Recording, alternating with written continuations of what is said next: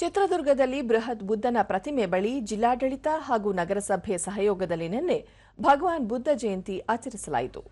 ಬಳಿಕ ಬುದ್ಧನ ಭಾವಚಿತ್ರಕ್ಕೆ ಉಪವಿಭಾಗಾಧಿಕಾರಿ ಮೆಹಬೂಜ್ ಜಿಲಾನ್ ಖುರೇಶಿ, ಚಿಂತಕ ಪ್ರೊಫೆಸರ್ ಸಿಕೆ ಮಹೇಶ್ ಮತ್ತಿತರರು ಪುಷ್ಪನಮನ ಸಲ್ಲಿಸಿದರು.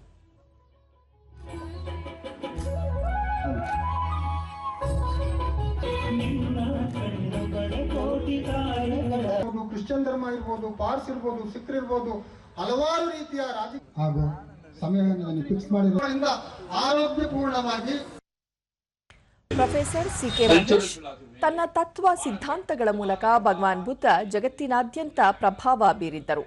2600 ವರ್ಷಗಳ ಹಿಂದೆಯೇ ಉದಯಿಸಿದ ಬೌದ್ಧ ಧರ್ಮ ಪ್ರಪಂಚದಾದ್ಯಂತ ವಿಸ್ತರಿಸಿರುವ ಪ್ರಮುಖ ಧರ್ಮವಾಗಿದೆ ಎಂದರು. ಲೇಖನಗಳು, ಪುಸ್ತಕಗಳು ಬಂದಿದ್ದಾವೆ. 2600 ವರ್ಷಗಳಿಂದಲೂ ಕೂಡ ಅದು ಎಷ್ಟು ದೊಡ್ಡ ಪ್ರಮಾಣಕ್ಕೆ ಬುದ್ಧನ ಬಗ್ಗೆ ಚಿಂತನೆ ನಡೆದಿದೆ ಅಂದ್ರೆ ಆಶ್ಚರ್ಯ ಆಗುತ್ತೆ.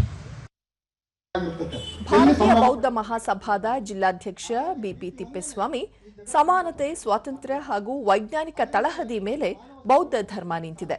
ಪ್ರೀತಿಯಿಂದ ಮಾತ್ರ ಮಾನವ ಸಂಕುಲ ಬದುಕಲು ಸಾಧ್ಯ ಎಂದು ಭಗವಾನ್ ಬುದ್ಧ ಸಂದೇಶ ನೀಡಿರುವುದಾಗಿ ಹೇಳಿದರು.